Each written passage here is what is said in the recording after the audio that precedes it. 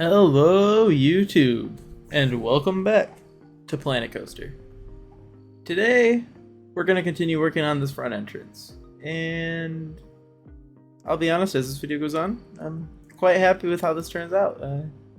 I think I'm still continuing to put in good details, and I'm very happy with all the little intricacies of this front entryway. I think this may not be the most exciting of the videos, but I think it's still best that I stick to the schedule and creating them all, even the ones that might be a little bit more on the down low. I think for these kind of videos, I'd like to include a bit of trivia and sort of Cedar Point fun facts throughout them, just to make them a little bit more interesting. But we'll do that as the video goes on. So starting off here, though, what's actually going on in the video? We're creating all the ticket booths, all the windows for them, and all of those little details. So right now, mostly the framing for the windows. Later on in this video, we'll get to doing some more details, sort of like the signage, at least some light work on the signage. We've already done a bit of work on the trim on the outside of the building. I believe we will continue this video as well. But yeah, for the time being, I'll let you listen to some music and watch some window installation. And we'll be back momentarily with some good fun facts.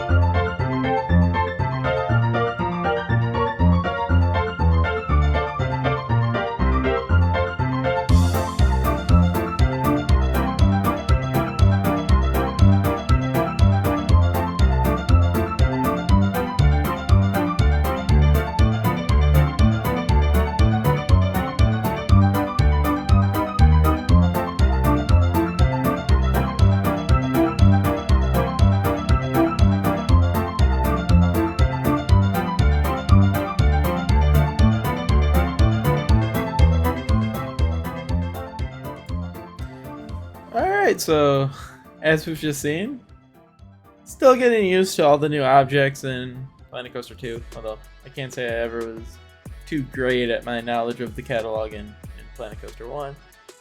But definitely struggled trying to find a good sort of like a speaker microphone, like the little part of the ticket booth where you can communicate with whoever, you know, is behind the ticket booth.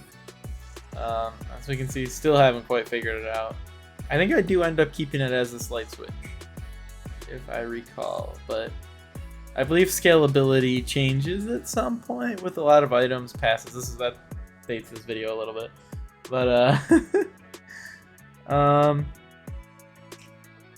yeah. So here, sort of quite happy with how these signs have turned out. I really would have liked to have them backlit, which is something I played around with for a while too when it was nighttime in the last clip. Fortunately, couldn't find a good way to get that to work. Maybe I'll come back to that. Lighting is something I haven't focused on yet, and it's something that I do want to focus on soon. And in my experience, amusement parks are sort of best experienced when it's dark and when you have sort of illuminations around the park. It really changes your perspective of how the park works, and I don't know. It's just it's a vibe. We'll call it a vibe. Yeah, here we gotta fix all the open signs because I realized that I didn't do the openings to the ticket booths in the most clean manner, I'll say. It wasn't off enough for me to look noticeable. This is such, like, honestly, the ticket booths are such a small detail that it looks patterned enough, it looks set up well enough, and if you look at the real thing, even sometimes the patterns on the windows aren't perfect. And I was quite happy with how it turned out anyway, once we reached sort of the end with the roof and everything. But yeah, let's also go through a little bit of Cedar Point fun facts. So, well, you know, we now consider to be one of the marquee amusement parks in the whole world. Opened as a bathhouse. Now, it was a long time ago. I don't think there were very many amusement parks back then. It opened in 1870, but it opened as just sort of a bathhouse, a little day trip for locals, maybe a little bit of Cleveland to come on out.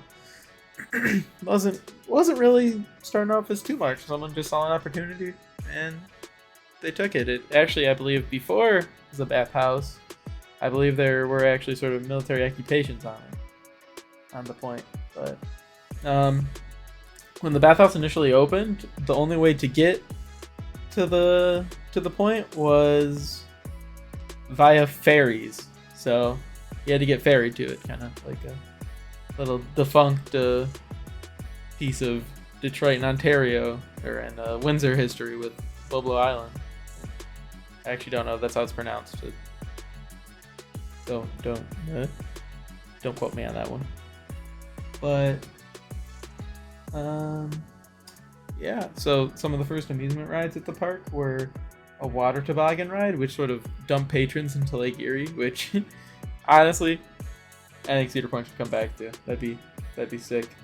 I mean, Lake Erie isn't the cleanest, although I'm pretty sure. Oh, why can't I think of the Rapids ride right now? Anyway, I'm pretty sure the Rapids ride honestly looks like it takes in water from Lake Erie. I'm not 100% sure if that's what it does, but that's what it looks like. But anyway, that opened in 1890. Can't remember if I mentioned that. But that sort of was the beginnings to what becomes this park that we love. So the first roller coaster opened 2 years later in 1892. It was a sort of conventional switchback railway, which is sort of the adolescent days of roller coasters. Sort of the standard design at the time. The late 19th century. A step up from the original sort of Russian mountains that sort of it predated it, but not by much. They were honestly pretty similar design. The cart had to be manually lifted to the top position. guests would load at the top, and then it'd go down to the bottom, then you get off, and then it'd have to restart the process.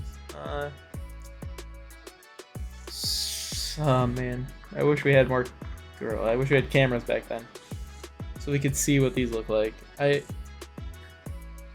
I truly wish we could see this park through every single iteration it's been through throughout the years. Just get to experience it each way, because each way does seem incredibly unique. And, you know, just one of those things. I think it'd be really neat to see what it was like back in the day. Its humble beginnings is a boathouse and slowly becoming a city park with a few minor attractions into becoming one of the world's greatest amusement parks. It's always kind of crazy to go back to the beginning of something like that. And now we just have to hope, not to get too political here, we just have to hope that the current Six Flags Corporation continues to take pride in that history of this place. And I know a lot of people back in the day would say that Cedar Point was getting too much attention, mostly because, you know, it was the the basis of the parent company of Cedar Fair. But it sort of was deserving. All the other parks sort of became part of the company only because of what Cedar Point was able to create. And of course Valley Fair. Can't forget the fair part of Cedar Fair. But yeah,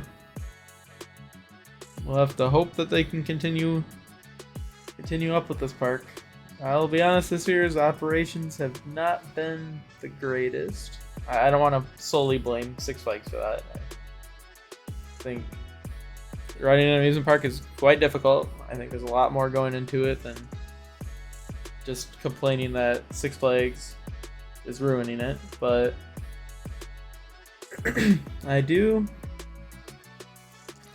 think that the park may need a little bit of work here in the coming years. Just to get it back to some operational standards that it used to have. I think even before the merger, the park was having some issues. I mean, of course, a lot of it comes from COVID. Again, not to get too political, but it's gone through quite a bit the last couple of years. Either way, still enjoyable as always. Other than Millennium Force this year. Millennium Force has been tough going with it. The couple times I've tried to ride it, it's pretty much immediately broken down.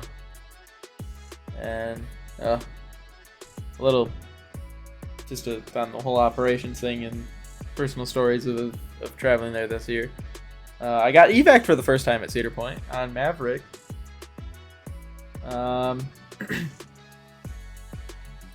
Not quite as fun as people make it out to be. I really don't like being strapped in for like 30 minutes waiting to get taken out of that seat. Maverick is not the most comfortable thing to be stapled into while waiting for an evac, and then almost had to get evac'd by a ladder in the tunnel, but they were able to push it forward. Actually, 4 people on our train actually did get evac'd with the ladder though. Quite interesting. Anyway, we took our pass from that to Millennium Force. This is how this goes back to Millennium Force. And we had literally handed our pass to the cast member working at the exit. Got it all signed off. Or wait, no, that one doesn't have to be signed off. We just handed it to them. We were about to get on the next train, and then pretty much the same exact thing happened with Millennium Force, where it broke down coming into the station, or coming into the unload station, and even when they put it into manual, it wouldn't move. That's actually the same exact thing that had happened when we were on Maverick. They tried putting it into manual, and it never moved. So, needless to say, didn't get on Millennium Force. Did get our passes back, though, then went back to Maverick and rode it again. I did eventually get to a ride on Millennium this year. It was the third time I went, though. Not the second, or the first, the third time. and it still was having operational problems. There's 2 train ops. We saw it have some kind of fault, I think, where it stopped on the brake run and wouldn't let the train into the parking, or into the unload station. That happened twice, and then it happened again while I was on it. A little spoiler there. But eventually, after what really wasn't that long of a wait, the line really wasn't that far past the merge. But by the time we ended up getting on it, it's probably an hour and 15 minutes with the 2 breakdowns, and then me getting broken down on the brake run as well. I'm pretty sure they immediately transferred yellow off after I got off, and I rode yellow. Felt fine to me, but maybe it oversped. I don't know. Who knows? I heard I got new programming this year, and it's just been finicky with everyone. But I enjoyed it. I do like that ride. I'm glad I got to ride it. And as I'll talk with maybe on the rest of this, I did also recently go on a roller coaster trip and got to ride Pantherian and Fury for the first time. So yeah, those are also quite cool. I'll be honest, big fan of Fury. Big fan of Fury. I loved Pantherian too. Although Pantherian scared me. I thought I wouldn't get on it because I went the weekend it reopened, and that day it didn't operate. So it operated right when the park opened, and we were going to run back there and get on it. But I don't know. We've had good luck the day before at Busch Gardens, kind of just going the outside of the park, going in. And so we decided to do that. We started with Dominator, and I'm pretty sure by the time we got off Dominator, Pantherian was already closed. Then it didn't open back up again until 7, and I think we rode Dominator around 11:30ish. So, yeah. Needless to say, I spent that 7 hours staring at a non-operating Pantherian, just hoping I'd get a chance to ride it because it was my first time at King's Dominion. I've been wanting to ride I-305 my entire roller coaster enthusiast career to this point, and yeah, did actually get that ride on it, and man, I wish I could ride it with the original profiling because that was crazy. Mind you, I didn't really start to gray out until the very last second of that turn, but even just the additional time you spent going around the sort of the lower corner before they reprofiled it, whew, man, actually insane. Actually an insane experience. But I just feel like the rest of the ride, like, it does continue to be intense. It does continue to pull those G-forces around every corner, which shocked me a little bit. I thought it would slow down a bit by the G-forces, but like I recorded the G-forces with a G-force app, and it really doesn't slow down. Like, it just keeps going 4G after 4G after 4G. Just kind of crazy. But I feel like despite all those turns and the whippiness and stuff, that each individual element doesn't add as much to the ride like Fury. I think Fury has so many different elements. I think Fury has so much going on. I think Fury has great pacing, except for those couple slow moments here and there. But I'll be honest, I don't mind a slow moment on a roller coaster here and there. I don't need a roller coaster to be constantly beating me up, like, forces wise. I think I enjoy having a breather on a roller coaster. I don't know if that makes me weak, old. I don't know. Like, I do love intense roller coasters. I rode Alpengeist for the first time, and that was phenomenal. Way more intense than I thought. I do like the intense B&M inverts. I like Montu. I like Raptor. I liked Afterburn at Carowinds. So don't get me wrong. I like intense roller coasters. I loved I-305. I think I do like interesting elements a tad more, at least when comparing Pantherian and Fury. But either way, both of them made me realize I love Millennium, but it's kind of sad it was the first one. It's kind of sad we got stuck with the first one over here in the Midwest, but the first and the latest, I guess, if you count Orion. Yeah, that was a great trip. Maybe I'll continue giving a trip report about it in this video.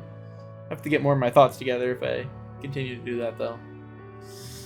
That was just a little brief introduction and mixing in with sort of Cedar Point, Millennium Force.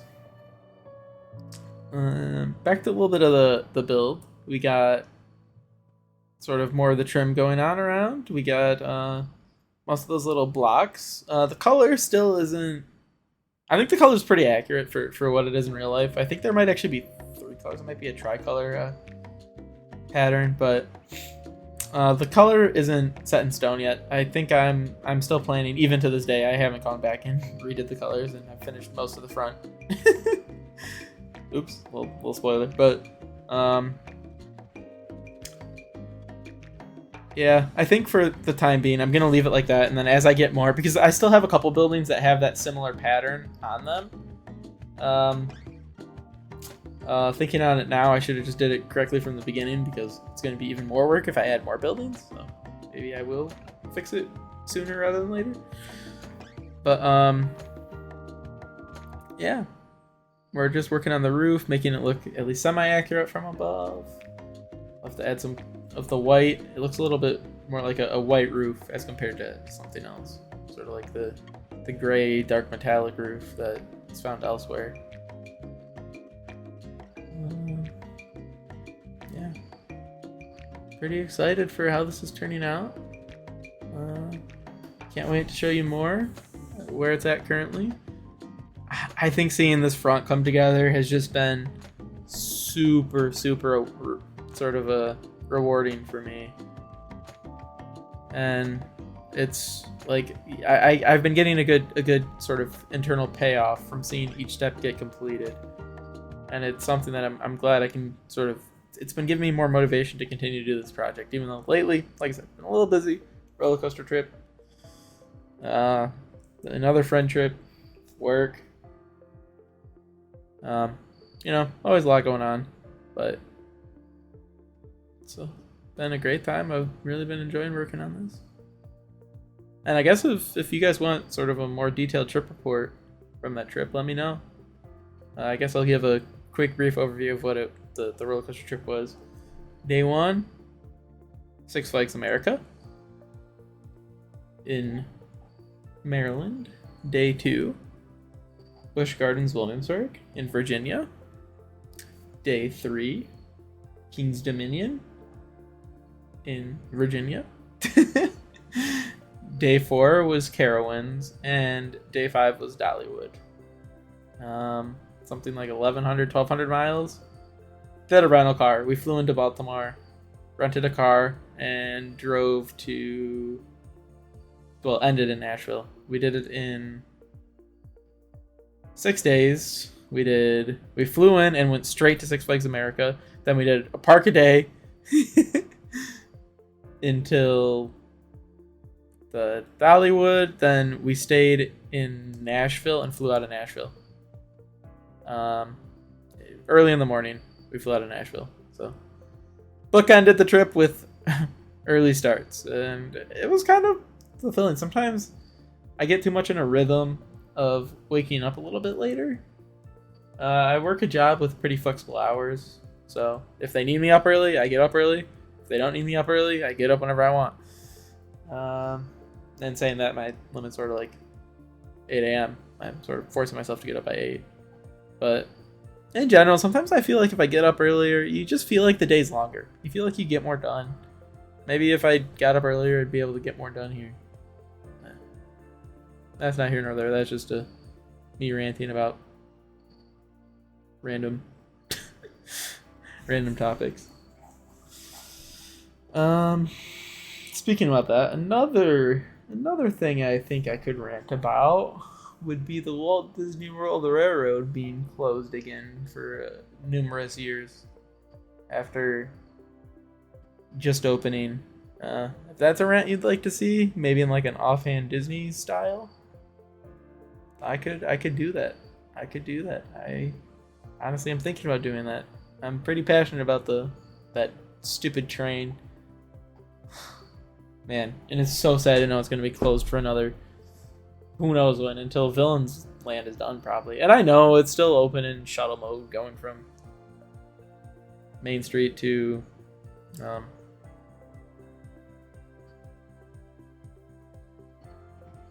Circus? Why can't I think? What is it called? Yeah. Not doing great with names of random theme park things today, but either way. I know it's in shuttle mode, so I know it's not closed, but there's something about taking a full loop around the Walt Disney World Railroad that is just so magical. And I know a lot of the magic is kind of disappearing for the time being anyway in the back with the Rivers of America closing. Also a little sad, but I was talking to someone earlier today about that and realized I've been to Disney a lot, and I'll be honest, most of my childhood I thought Tom Sawyer's Island was just closed. Just straight up closed. Like, you can't get there. I don't know what made me think that as a kid. Never went. I think when I was for quite a while, I actually don't even like. That's my favorite part of Magic Kingdom is sort of that corner with Tiana's. Well, now Tiana's, then Splash Mountain, but also Big Thunder Mountain and stuff. That corner, like Big Thunder Mountain, is why I'm a roller coaster enthusiast. And I don't know. It's always just been one of my, like the vibes. One of those things. Whenever I was a kid playing Roller Coaster Tycoon, I'd be making as many mine trains as I could. I loved it. I love planning and trying to make my own, trying to see the craziest things you could do with them. Yeah, always like that part of the park. And thinking back to when I was a kid, I genuinely don't remember seeing the riverboat that much. I've been to Disney almost once every other year for probably the past 18 years. So I've probably been like 12, 13, 14 times to the Magic Kingdom. And I truly don't remember like seeing the rafts going to Tom Sawyer's Island that much. I actually haven't been to Tom Sawyer's Island for the first time until recently. I think the last time I went, last year, was the first time I had gone to Tom Sawyer's Island, which, I mean, it's kind of crazy. I think what hurt the most about doing that was seeing that angle of Big Thunder Mountain from back there, and also knowing that that's closing for a refurb, or closed for a refurb. It wasn't. It was still open when I went last, but man, seeing that corner, knowing that was the last time I could ever see that angle, and knowing that I'd missed that angle for my entire childhood, that kind of hurt a little bit. Anyway, spent a lot of time rambling here. Maybe I'll continue talking about the trip report and some more fun facts later on. Maybe I'll just continue talking about what's going on a little bit. Anyway, see you then.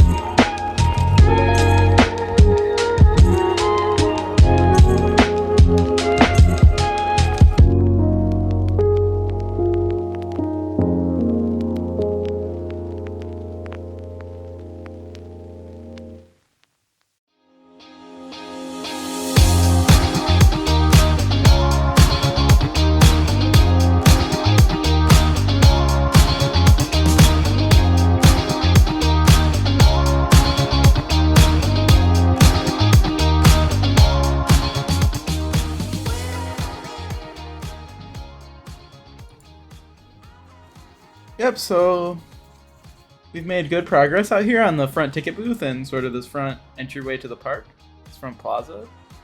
I like quite a few of the details that I added here on this ticket booth, including sort of like the open signs and the awning.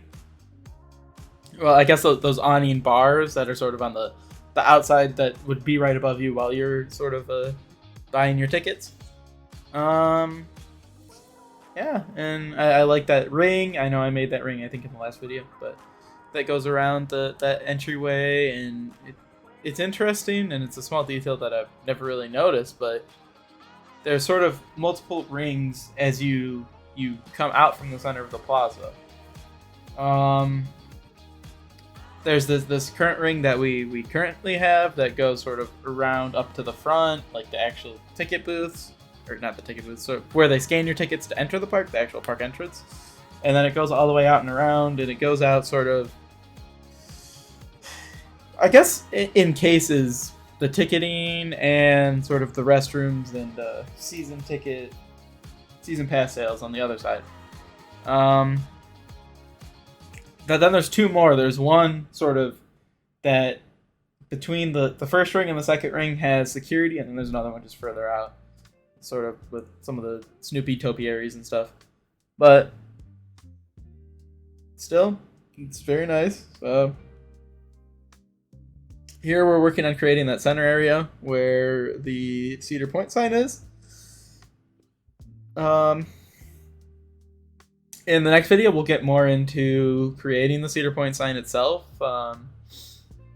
There's a lot of little details in it, you know? You think it's just a blue sign, but I think, the best I could to replicate what that sign does and the motion sort of included in it, and the text, and I'm pretty happy with how it turned out. Let's see what else. So a little bit of sort of the history of this front entryway. It opened in 2013 alongside Gatekeeper. Cedar Fair at the time had sort of a general update procedure where they wanted to update sort of certain parts of the park. For instance, Cedar Point's original ticketing was pretty dated, and they wanted to improve it and also open a new thrilling ride. So they kind of incorporated that new thrilling ride with the entryway. This is something they also did with Fury 325 at Carowinds, a little bit with Leviathan at Canada's Wonderland, but they didn't really upgrade ticketing and sort of the park entrance. They more so just built a roller coaster at the front with sort of that imposing presence that sort of Gatekeeper has and Fury has. But yeah, they didn't do the rest of this front entryway improvements like Cedar Point did. Which is actually funny. I was at Carowinds, and the design of a lot of the buildings in the Fury Plaza outside the park are nearly identical to the Cedar Point ones. Like, it must have been a similar contractor, or at least similar architect. It's very interesting to see that. Specifically the tiling on the buildings, on the ticketing building that we already have completed. It was similar in Carowinds as well. Let's see. So some Gatekeeper facts. Gatekeeper opened as one of the first wing coasters. I believe the second wing coaster in the United States. It was quite a big deal at the time. It still is. I personally still like it. But one of the records that it held when it first opened, I believe, was the tallest inversion, which was crazy. That wing over drop that we've created, 170 feet tall, which is wild when you ride it. Even I know people complain that it's not the craziest roller coaster. Yeah, I can see that. I can see that. It is still a good ride. It replaced Disaster Transport, which was a toboggan-style bobsled coaster. I personally never rode it. I actually had never been to Cedar Point before probably 2015. So despite knowing what the front of the park looked like from, walkthroughs and other information, I've only really known Cedar Point as it was with this current entryway. It also replaced the space spiral, which was an observation deck in the front of the park. Personally, I mean, I guess Windseeker fulfills that need for me, since I don't mind a more thrilling attraction that goes up in the air like that. But sort of similar along the lines of like Disney removing lots of slower rides for the sake of e-tickets and sort of high thrill attractions. Sometimes having a slow ride is okay. There's people who like slower rides. It doesn't have to be the craziest thing in the world. Either way, excited to have sort of been a part of the park in its newer form. It is sad to know that I missed out on something like a space spiral, especially because those kind of the rides. Even though I am a roller coaster enthusiast, like there's something about just slower moving rides sometimes that just are so nice and a nice addition to parks.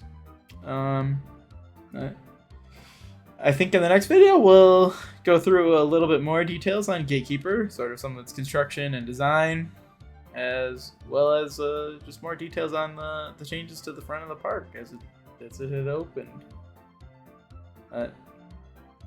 Yeah. With that, I think I'll leave you guys for the next one. Bye.